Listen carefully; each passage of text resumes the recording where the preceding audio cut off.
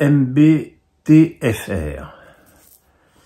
On a eu un héros à chier, ben voilà, lui il est moins poli, avec pour moi 2 seules équipes qui ont montré du jeu et de l'envie, l'Allemagne et l'Espagne. Selon toi, d'où vient le problème? Factime des joueurs avec trop de matchs dans la saison, des sélectionneurs à jeu frileux ou autre problème? Bon, on en a beaucoup parlé déjà de la fatigue des joueurs et puis de choix tactiques bizarres. Je pense que quand tu as un joueur comme Bellingham, c'est quand même assez hallucinant de le mettre côté gauche comme il l'a été en demi et en finale, parce que ça réduit totalement son champ d'action, sa capacité de dribble, parce que c'est un dribbleur qui change de direction, c'est pas un mec qui est extraordinairement rapide, parce que c'est quand même un grand gabarit. Donc, et il faut remarquer que la passe décisive qu'il fait dans cette finale, c'est dans une position totalement axiale. Donc voilà, il y a des choix de sélectionneurs bizarres. Il y a aussi une grande frilosité qui a pu conférer parfois au gag, je suis comme meilleur exemple la Belgique, qui n'a absolument pas joué ni son dernier match que de poule contre l'Ukraine, ni contre la France.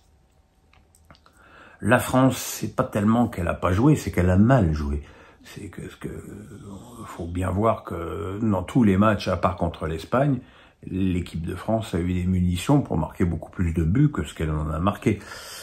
Donc, mais c'est vrai que cet Euro a été extrêmement décevant, avec un paramètre dont on n'a pas beaucoup parlé, c'est le mauvais temps qui a régné sur l'Allemagne, avec énormément de pluie qui a alourdi des pelouses qui sont, parce que les stades allemands sont extraordinaires, mais ils sont très grands, très hauts et immenses, et donc ces pelouses-là voient quand même très peu le soleil, donc ça veut dire que dès qu'il pleut dessus, elles deviennent immédiatement extrêmement grasses.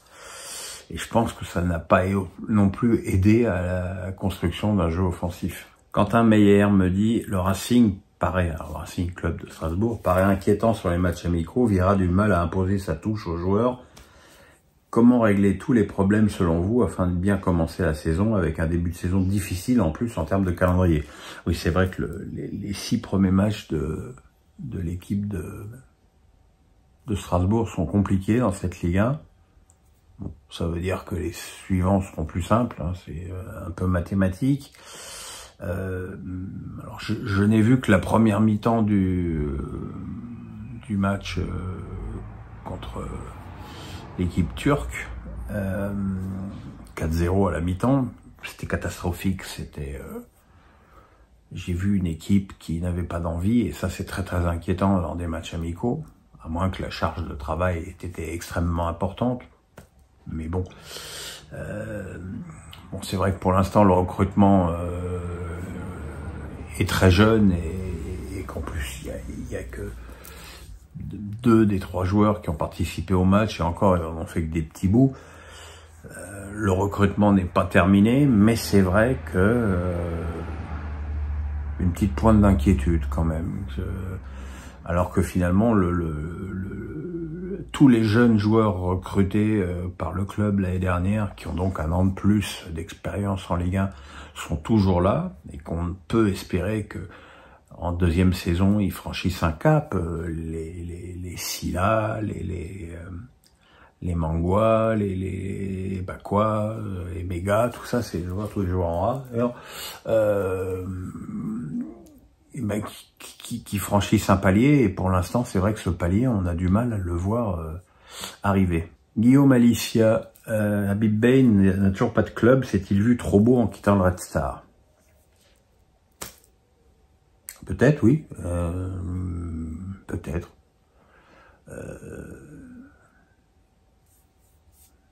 C'est sûr que là, ça me paraît extrêmement difficile qu'il trouve un banc pour le début de la saison. Il aurait peut-être pas dû refuser le Football Club de Metz, même si ça avait été en Ligue 2, c'était quand même un club qui a pour ambition de remonter. Maintenant, voilà, c'est sûr qu'il y a son discours extrêmement ambitieux, pour employer un terme poli, présomptueux pour être aussi le cas, Maintenant, je pense que ce sera un des entraîneurs qui devra être à l'affût d'un échec des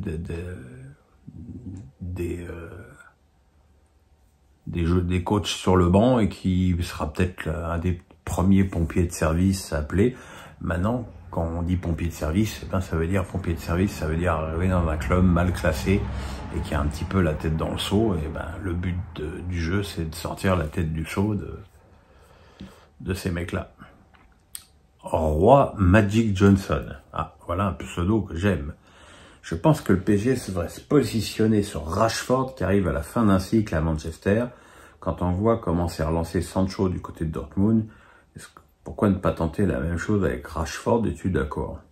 Oui, je suis d'accord parce que Rashford reste quand même un joueur extrêmement talentueux et intéressant. Et c'est vrai que là, il a été un petit peu emporté par la morosité ambiante à Manchester United. Maintenant, le mercato du PSG est actuellement d'une opacité totale. Donc je ne sais pas ce que ça va devenir. Mais c'est pas...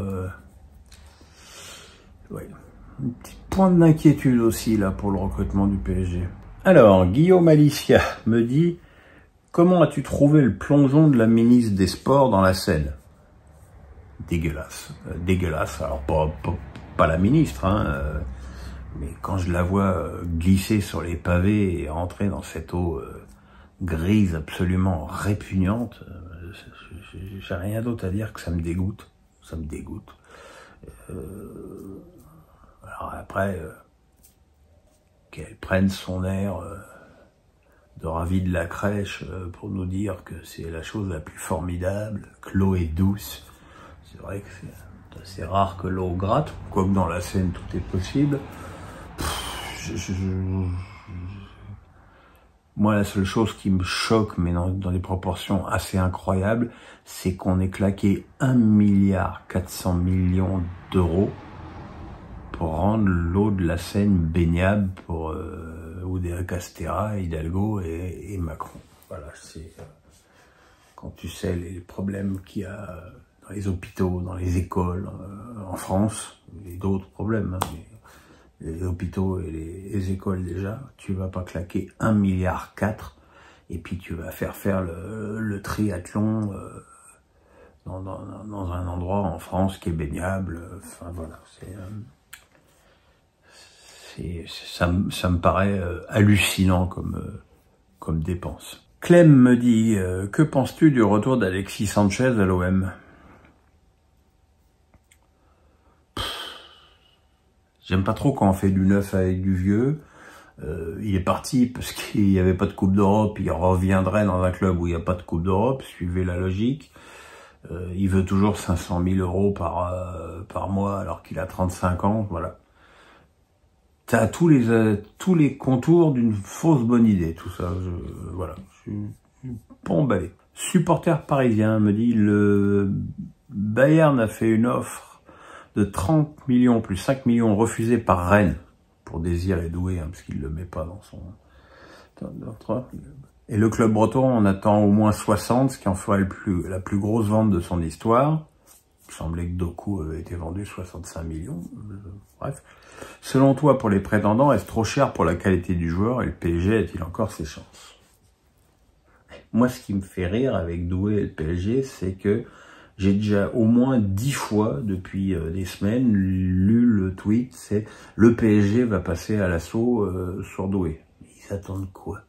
Est-ce qu'ils veulent vraiment le joueur ou pas? Auquel cas, eh ben, tu te positionnes sur le joueur, tu fais une offre, et t'attends pas que le Bayern tire le premier, parce qu'à partir du moment où le Bayern tire le premier, le Bayern va augmenter son offre, et puis le Bayern va prendre le joueur. Après, 60 millions pour un joueur de 18 ans qui a fait quand même quelques matchs, mais pas plus que ça non plus, je trouve ça absolument fou et démesuré, mais et qu'il va falloir aussi qu'avec ces histoires de droits télé, que les clubs deviennent raisonnables dans les salaires qu'ils vont donner, mais aussi dans les joueurs, le prix des joueurs qui vont acheter et le prix des joueurs qui vont vendre. Voilà. Mais bon, c'est vrai que d'une manière générale, il serait temps que le PSG commence son recrutement, parce que pour l'instant, ils ont pris un pauvre gardien russe inconnu et rien d'autre. Naïl Araman me dit « Que penses-tu de l'omniprésence médiatique de Benoît Payan dans le mercato olympien ? Il s'est positionné contre l'arrivée d'Attal et de Greenwood. Est-ce normal qu'un politique s'investisse autant dans la vie d'un club ?» C'est-à-dire, tu choisis où tu t'investis, et tu t'investis dans tous les sens, c'est-à-dire dans les bons comme dans les mauvais côtés, et où tu t'investis pas. Mais t'ouvres pas ta grande bouche quand ça t'arrange ou quand ça t'arrange pas, ou pour critiquer. D'abord, je pense que quelque part, l'avis du maire de Marseille est totalement consultatif pour les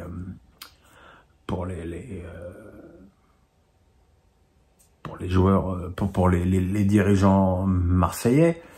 Et j'imagine, et je l'ai dit, et alors là, je pense qu'il a quand même bien d'autres problèmes à gérer dans cette ville de Marseille que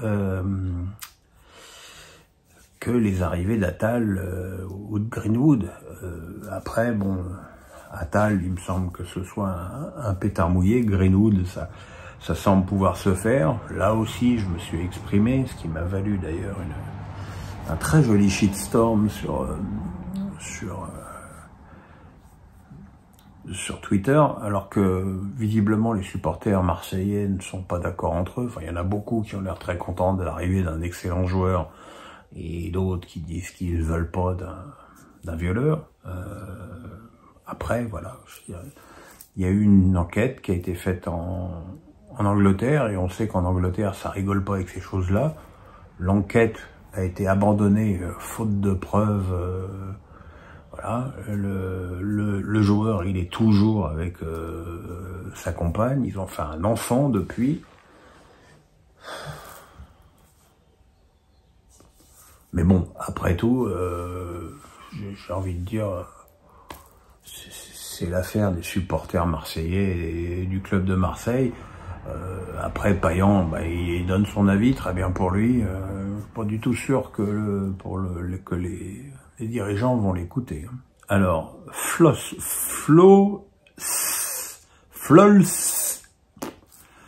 il y a 4 ans, tu as fait une interview avec Guillaume Play où tu parlais du Club Med. Peux-tu nous parler des différences entre l'ancien et le nouveau Club Med? Et dans l'interview, tu parlais d'anecdotes paracomptables, le sont-elles encore? Oui, les anecdotes paracomptables ne le sont toujours pas. Surtout que j'en ai raconté qu'une et qu'elle me vaut encore de me faire chambrer. Mais bon, c'est pas bien grave. Les différences entre l'ancien et le nouveau Club Med, le nouveau Club Med, j'ai jamais été déjà. Mais enfin, je sais ce qui s'y passe. Moi, j'y étais à l'époque, à l'âge d'or du Club Med, à l'époque Trigano. Si vous voulez vous renseigner comment Trigano a racheté aussi, je vais vous la raconter, cette anecdote. Il y a un juif belge qui s'appelle Gérard Blitz, qui a l'idée, un peu bizarre, mais de créer des camps de vacances pour les juifs qui avaient tout perdu pendant la guerre, la Seconde Guerre mondiale. Et donc, il ouvre le premier club au Baléares, avec des armées des tentes de l'armée américaine. Et le succès est immédiat. Et Gérard Blitz, qui avait eu une très bonne idée, mais qui n'était pas un homme d'affaires, cherche quelqu'un qui pourrait lui fournir plus de tentes. Et c'est là que Trigano est arrivé et a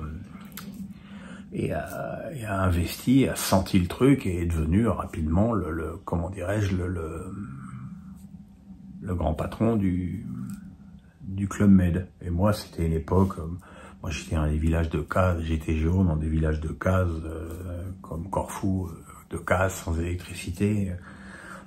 J'avais 18 ans, c'était exceptionnel. C'était exceptionnel. Après, il n'y avait pas de téléphone portable, donc très franchement, et c'est la vérité, tu savais même pas quel jour t'étais. Tu savais pas si t'étais lundi, mardi, Le seul jour de repère que tu avais, c'est ce qu'on appelait les villages-villages, c'est-à-dire que le jour où les gens arrivaient, les jours où les gens partaient. Donc voilà, c'était une époque bénie. Aujourd'hui, le Club Med est monté très nettement en gamme et en prix. Donc c'est deux choses extrêmement différentes. Gabriel Hasson me dit, quelle star de 7 € tu prendrais si tu étais à la tête du PSG pour renforcer l'équipe? Alors là, sans hésiter un seul instant, Dani Olmo. Je pense que c'est un joueur qui est totalement Luis Enrique compatible. Grosse activité, de la créativité, un excellent sens de la passe. Voilà,